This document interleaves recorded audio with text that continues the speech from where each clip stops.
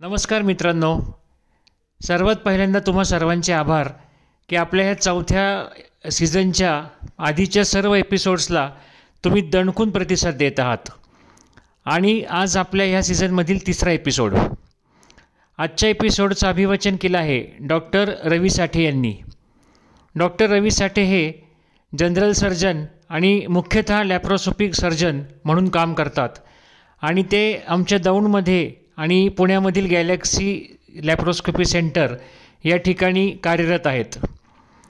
आजच्या एपिसोडचं वैशिष्ट्य असं आहे की हा जो लेख आहे तो दौंडशी खूप निगडीत आहे आणि ज्यांच्याविषयी हा लेख लिहिला आहे दादा, जे आमच्या दौंडमधील एक हरहुन्नरी व्यक्तिमत्व होतं.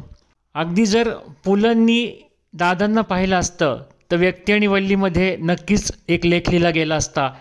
असं दादांचं बहुरंगी आणि अष्टपैलू व्यक्तिमत्व होतं.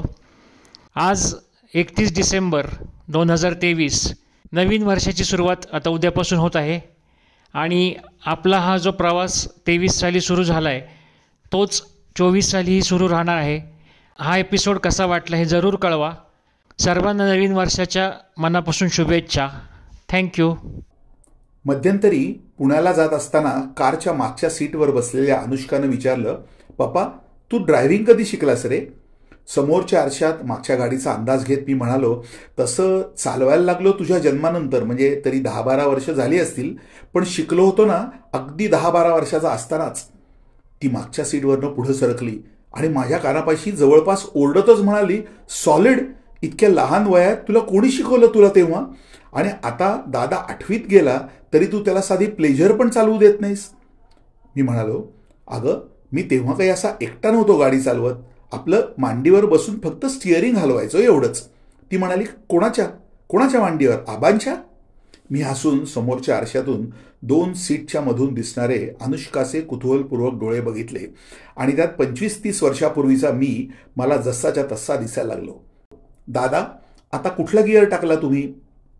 तिरक्या नजरेनं माझ्याकडे बघत रस्त्यावरची नजर हलू न देता दादा म्हणाले, कितवा असेल सांग बरं तूच. मी म्हणालो, बहुतेक 3रा का दादा? हसत दादा म्हणाले, अरे नीट लक्ष देऊन सांग, गिअरची दांडी खाली आहे आणि गाडीनं स्पीड पण धरलाय, मग कुठला असणार? थोडंसं आठवल्यासारखं करून मी म्हणालो, 4था. हसून मान हलवत दादा म्हणाले, बरोबर, पण 4था नाही, टॉप म्हणायचं. काय? मी हसून म्हणालो, हां टॉप. अरे त्यांना उगाच प्रश्न विचारून भंडावून सोडू नकोस, ड्रायव्हिंगवर लक्ष लागत नाही, आई मागणं बोलली. दादा हसून आईला म्हणाले, असू देत ताई, मला नाही काही होत त्याचा त्रास. मग मी खुदकन हसायचो आणि स्वतःशी गुणगुणत मनापासून ड्रायव्हिंग करणाऱ्या दादांकडे बघत बसायचो. वसंत दादा वैद्य. दादा भरदस्त शरीरयष्टी, उभट चेहरा, डोक्यावर जराशी तिरकी ठेवण असलेली गांधी टोपी, कपाळावर दुबोटी गंध, सावळा वर्ण, कानांच्या पाळ्यांना गंधाचे ठिपके, अंगात तपकिरी किंवा क्रीम कलरचा शर्ट, त्याच्यावरची 1-2 बटणं उघडी, त्यातून डोकावणारे छातीवरचे पांढरे केस आणि तुळशीची माळ, विविध रंगाचे डाग पडलेला पायजमा आणि पायात वाहणा, पण ड्रायव्हिंग करताना पायातून कायम काढून ठेवलेल्या. दादांचा आणि आमचा घरोबा फार जुना, म्हणजे माझ्या वडिलांनी 1970च्या आसपास दौंडला वैद्यकीय व्यवसाय सुरू केला तेव्हापासूनचा. त्यानंतर 2च वर्षात त्यांनी स्वतःची पहिली अँबॅसेडर कार घेतली. त्या काळी बहुधा दादा आमचे पेशंट असावेत. तसा ड्रायव्हिंग हा काही त्यांचा पूर्णवेळ व्यवसाय नव्हता. त्यांचं स्वतःचं आईस्क्रीम व सरबताचं दुकान होतं, पण तरुण वयात त्यांनी उमेदीची काही वर्ष ट्रकवर ड्रायव्हिंग केलं होतं आणि मग ड्रायव्हिंगची आवड म्हणून आमच्याकडे ते असं ड्रायव्हिंगचं काम करत. ट्रक ड्रायव्हिंगच्या अनुभवामुळं आणि जात्याच असलेल्या जिज्ञासू खटपट्या स्वभावामुळं त्यांना जगातील प्रत्येक विषयावर गती होती. किंबहुना आपल्याला जी गती आहे ती समोरच्या माणसाला जाणवेल व पटेलच असा त्यांचा खाक्या होता. त्यामुळे आंबा आईस्क्रीमचा पॉट ढवळण्यापासून ते बिघडलेल्या गाडीखाली झोपून कपडे काळे करून त्यातील फॉल्ट शोधण्यापर्यंत, तुंबलेल्या बाथरूमच्या ड्रेनेजमध्ये सर्जिकल ग्लोव्ज घालून अडकलेली घाण काढून देण्यापर्यंत कुठेही दादांचे अवतार कार्य सुरू असे.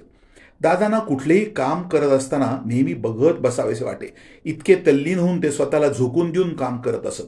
आणि विशेष म्हणजे एका पैशाची सुद्धा मनात अपेक्षा न ठेवता निरपेक्ष वृत्तीने त्यांचे काम सुरू असे. ड्रायव्हिंग हे त्यांचं आवडतं काम, पण त्यात सुद्धा त्यांची स्वतःची अशी एक स्टाईल होती. डाव्या हाताच्या 2 बोटात पकडलेलं स्टिअरिंग व्हील आणि उजवा हात खिडकीच्या बाहेर, असं ते सगळं सुरू असे. आणि आपण कसं 2 बोटांवर गाडीचं धूळ पेललेलं आहे हे सगळ्यांना समजलं पाहिजे हा अट्टहास. मग उजवा हात टपावर ठेवून उगाचच काहीतरी ठेका धरायचा, तोंडानं गाणं गुणगुणायचं आणि मग तमाम गाडीतल्या पब्लिकचं तिकडे लक्ष गेलं की स्वारी खुश. मग आम्ही एकमेकांना खुणावून हळूच हसायचो. ट्रक ड्रायव्हिंगच्या सवयीमुळे असेल की काय माहीत नाही, पण आता आपण गाडी घेऊन रोडवर आलो आहोत तेव्हा बाकी कोणी गाड्यांनी आपल्याला आडवं लागलं नाही पाहिजे असा विचार डोक्यात असावा.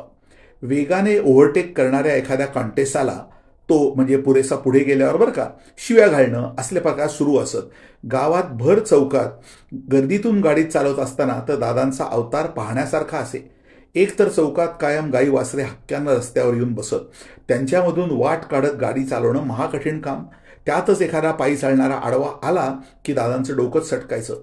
मग ड्रायव्हिंग करता करता खिडकीतून अर्ध शरीर बाहेर काढत दादा, अरे बैला तुला दिसत नाहीत का एवढी मोठी गाडी, आणि नसेल समजत तर बस त्या कळपात जाऊन, असं कडाडायचे.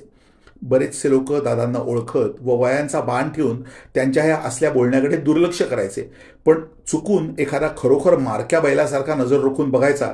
अशा वेळी मीच घाबरायचो, पण दादा भिणाऱ्यातले नव्हते. गेली 50 वर्ष झालं सकाळचा मिसळीचा रतीब, एकादशी सोडली तर कधी चुकवलं नाही. असं अंगाला लागणारं खाल्लं की मग अंगात चांगली रग आणि डेअरिंग येतं, असं भल्या भल्या आहार तज्ज्ञांच्या तोंडात मारेल असं त्यांचं स्वतःचं तत्वज्ञान. खाणं आणि खेळवणं ही त्यांची आवड. दर महिना 2 महिन्यानंतर आम्हाला रविवारी सकाळी ते जोगळेकर बंधूंची सुप्रसिद्ध झणझणीत मिसळ खाऊ घालायचे. रविवारी सकाळीच आवरून यायचे आणि आईला म्हणायचे, ताई द्या टिफिन आणि तांब्या. मग घरी पोहे भिजत घातलेले असून सुद्धा दादांना शक्यतो विरोध करण्यात काही अर्थ नसतो हे शहाणपणाने ओळखून आई त्यांच्या हातात डबा देत असे. मग पायात चपला अडकवत मला ते म्हणायचे, चालायचं का मिसळ आणायला. मग माझ्या हातात टिफिन, दुसऱ्या हातात दादांचा हात आणि दादांच्या दुसऱ्या हातात तर्रीसाठी आणलेला तांब्या, असं आम्ही रस्त्याने चालत निघत असू. स्वतः पादचारी असताना मात्र दादा वाहतुकीचे सगळे नियम विसरून रस्त्याच्या मध्यातून चालत आणि खेटून जाणाऱ्या वाहनांच्या ड्रायव्हरला मनसोक्त शिव्या घालत. जोगळेकर बंधूंच्या हॉटेलमध्ये दादांचा रोजचा राबता. पण स्वतःबरोबर आणखी कोणी असलं की दादा जरा जास्तीच खुलायचे. काउंटरवरच्या मालकाशी सलगी दाखवून गप्पा मारत मग तिथला पोऱ्या येऊन काउंटरवरनं डबा घेऊन जाणार. दादांच्या हातातला तांब्या मागायला आला की मग मात्र दादानं म्हणत, नवा का रे तू, जाऊन शेव चिवडा भर, तर्री मी घेतो. वर्षानुवर्ष दादांचा अनुभव असलेला काउंटरवरचा मालक त्याला जा असं खुणवायचे आणि मग दादा मला घेऊन थेट किचनमध्ये जायचे. गॅसवर उकळत असलेल्या रश्श्याच्या भांड्यातून तांब्यात रस्सा घेणार, वर तेलाचा तवंग. महिन्यातून कमीत कमी 20 दिवस तरी हे असलं खाणं अंगाला लागणाऱ्या खाण्याच्या यादीत होतं. त्या काळी पुण्याहून दर रविवारी सकाळी ऑपरेशन करता डॉक्टर मंडळी येत. डॉक्टर डारके, डॉक्टर बेहरे, डॉक्टर चारू जोशी हे त्यापैकी काही. ह्या लोकांना स्टेशनवरून घरी घेऊन येणं आणि आग्रह करून मिसळ खाऊ घालणं ही दादांची आवड. खाण्याची जगावेगळी कॉम्बिनेशन्स तयार करणे आणि समोरच्या माणसाच्या आवडीनिवडीची पर्वा न करता आग्रहाने खायला घालणे ही दादांची खासियत. लग्नाच्या पंक्तीमध्ये सुद्धा ते लोकांना आग्रह करून वाढत. जेवणात जिलबीचा मेन्यू असेल तर मात्र सगळ्यांना नको नको करून सोडत. भात वाढणाऱ्या मागे जसा वाढपी तुपाची वाटी घेऊन फिरत असतो तसंच दादा जिलबी वाढणाऱ्याच्या मागे हातात लिंबाच्या फोडीची वाटी घेऊन फिरत. जिलबी वाढली रे वाढली की दादा भस्सकन त्याच्यावर लिंबाची फोड पिळणार आणि साहेब खाऊन तर बघा, अहो एकदम एकलेर चॉकलेटच्या तोंडात मारायला अशी चव लागते बघा, असं सांगायचं. नवखे लोक हे असलं पाहून बावचळून जात, पण माणसाने ती जिलबी तोंडात घालेपर्यंत दादा तिथून हलत नसत. शेवटी आंबटसर चवीची ती स्वीट डिश आणखी आंबट चेहरा करून वर खोटं गोड हसू आणून लोक खात असत.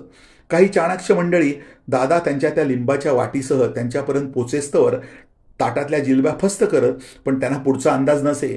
दादा त्या पुढं गेलेल्या जिलबी वाढणाऱ्याला परत बोलावून घेत आणि तो आंबट गोड सोहळा पार पाडत. आपल्या वागण्यामुळं समोरच्या माणसाला काही त्रास होऊ शकतो याची त्यांना जाणीव नव्हती असं नसणार, पण सगळे आपलेच, मग कशाला आपलं आणि परकं मानायचं असा त्यामागचा विचार.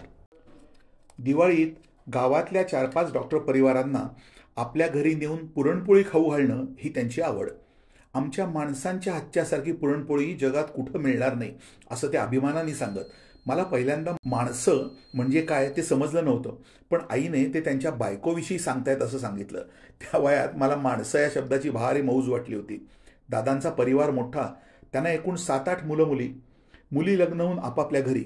त्यांच्या घरी जेवण म्हणजे सगळं कुटुंबाच्या कुटुंब आदरात तिथ्याने वाढणार. त्यांच्या त्या आढ्याच्या घरात पंगत वाढली की मधल्या तुळतुळीत शिसवी खांबाला टेकून कृतकृत्य नजरेने मांडी घालून पायजमा गुडघ्यापर्यंत ओढून पायाचा तळवा चोळत डुगडुगत्या मानेची बसलेली दादांची ती मूर्ती अजूनही माझ्या डोळ्यासमोर येते. तसा त्यांच्या चेहऱ्यावरचा आनंद, समाधान आजकाल शोधू म्हणलं तरी सापडणार नाही.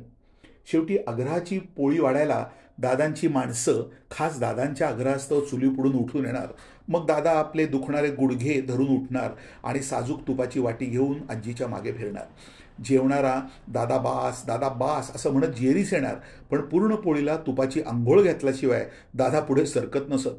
असा हा मास्टर स्ट्रोक ही त्यांची त्यावेळची खासियतच. दादा इतर वेळात मोकळे असले तरी उन्हाळ्याचे 3-4 महिने त्यांना जेवायची सुद्धा फुरसत मिळत नसे. त्यांचा आईस्क्रीमच्या व्यवसायाचा व्याप खूप मोठा. अगदी पुण्यातले येऊन गेलेले आमचे नातेवाईक डॉक्टर मंडळी म्हणत, अहो अशा चवीचा आंबा आईस्क्रीम पुण्यात सुद्धा मिळत नाही. सीझनच्या त्या काळात दादा सतत दुकानाच्या काउंटरवर बसलेले दिसायचे. गिऱ्हाईकांचे पैसे घेत असताना समोरच्या बसलेल्या गिऱ्हाईकांच्या ऑर्डरकडे लक्ष देत आत पोरांना ऑर्डर ओरडून सांगणं ही सगळी कामं ते लीलया पार पाडत असत. मी 5वीत-6वीत असतानाची एक आठवण आली की मला अजूनही हसू येतं.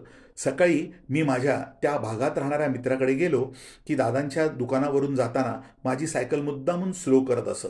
एकदा का दादांची नजर पडली की ते मला हाका मारून दुकानात बोलवत, त्यांच्या समोरच्या टेबलावर बसवत आणि स्वतः आत जाऊन माझ्यासाठी स्पेशल मस्तानी बनवत, वर आईस्क्रीमचा एक्स्ट्रा मोठा गोळा टाकत. जूनचा पहिला पाऊस पडण्याआधी ते स्वतःच्या घरी त्या सीझनमधलं शेवटचं आईस्क्रीम बनवायचे. दिवाळीसारखंच परत आम्हा 3-4 डॉक्टर फॅमिलींना निमंत्रण असे. आम्ही मुलं लवकर पुढे जात असू. घराच्या मधल्या चौकात उघड्या अंगाने घामट्ट दादा त्या लाकडी पॉटचा दांडा फिरवत बसलेले दिसायचे. तो पॉटचा दांडा फिरवणं असू दे अथवा पंक्चर गाडीच्या टायरला जॅक लावणं, त्यांची तन्मयता बघण्यासारखी असे. एकदा का उन्हाळ्याचा सीझन संपला की मग ते अखंड आमच्याकडेच असत. सीझन संपला की अक्षरशः त्यांच्या अंगाचा तो दुधट्ट घामट्ट वास यायचं जणू बंदच होत असे. काही नाती का आणि कशी जोडली जातात याला काही स्पष्टीकरण नसतं. तसंच दादांचं आणि आमच्या फॅमिलीचं होतं. त्यांच्या आयुष्याची शेवटची 8-10 वर्ष त्यांनी खरंच खूप सोसलं. त्यांना हृदयविकाराचं निदान झालं आणि बायपास सर्जरीशिवाय पर्याय नाही असा तो तीव्र आजार होता. दादा त्यामुळे डगमगले नाहीत, पण त्यांच्या ऐन 40शीतल्या कुटुंबवत्सल मुलाला त्याच दरम्यान ब्लड कॅन्सर झाला आणि ते अगदी खचून गेले. दादा त्या दिवशी रात्री मुलाच्या ब्लड रिपोर्टचे कागद हातात धरून पप्पांच्या गळ्यात पडून ओक्साबोक्शी रडले. मुलगा जाणारच आहे, त्याच्या आधी आपण जावं असा विचार ते बहुतेक करत असावे असं आज वाटतं. स्वतःवर असंख्य बंधन असताना त्यांनी तेव्हासुद्धा रोजचा चटकदार मिसळीचा रतीब बंद केला नव्हता. एकदा तर मी घराच्या गॅलरीत उभा होतो तेव्हा एका बंद पडलेल्या ट्रॅक्टरला धक्का मारायला दादा स्वतः मदत करत होते. त्यांच्या मुलाची अवस्था फारच गंभीर होती. घरीच एका खोलीत तो शेवटचे काही दिवस मोजत होता. नेमका त्याच काळात माझ्या मुलाचं आदित्यचं बारसं होतं. मनावर दगड ठेवून ते आणि त्यांची बायको आपल्याच पणत्याचं बारसं म्हणून आले होते, पण त्यांच्या चेहऱ्यावरचा ताण तेव्हाही अगदी बघवत नव्हता. गुलाबी कागदात गुंडाळलेली चांदीची वाटी हातात धरून केविलवाणेपणाने हॉलमधील एका कोपऱ्यातील खुर्चीत बसले होते. ती वाटी माझ्या हातात देऊन, आता आम्ही निघतो, आज जेवायचं नको काढूस असं म्हणून ते कसनुसं हसून निघून गेले. त्या दिवशी जेवणातील जिलबी खरं तर आमच्या कोणाच्याच घशाखाली उतरली नाही. त्यानंतर आठवड्याभरातच त्यांचा मुलगा गेला. काही वर्षांनी वैद्य आजी देखील गेल्या. दादा आता खरंच थकले होते. ते फारसे घराबाहेर पडत नसत. कधीतरी येऊन मला गुडघ्यासाठी गोळ्या द्या असं सांगायचे. नेमका त्या काळात मी दौंड सोडून पुण्याला सेटल झालो होतो.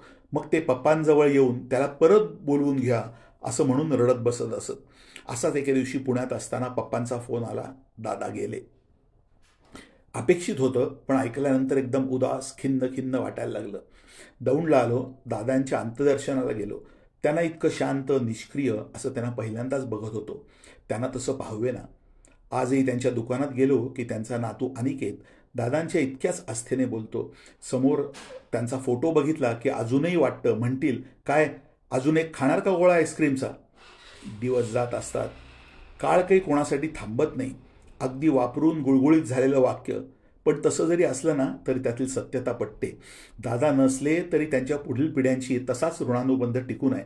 मागच्याच महिन्यात दादांचा नातू राजू आमच्याबरोबर पुण्याला जाताना गाडी ड्राईव्ह करत होता. तेव्हा त्याच्या शेजारी बसलेला आदित्य, माझा मुलगा, त्याला म्हणाला, राजू काका, आता 5वा गिअर टाकलास ना? हसून राजू म्हणाले, हो, पण 5वा नाही, टॉप म्हणायचं. गाडी 4 गिअरवरनं 5 गिअरची झाली. बाकी सगळं आहे तसंच आहे आणि तेच समाधानकारक आहे.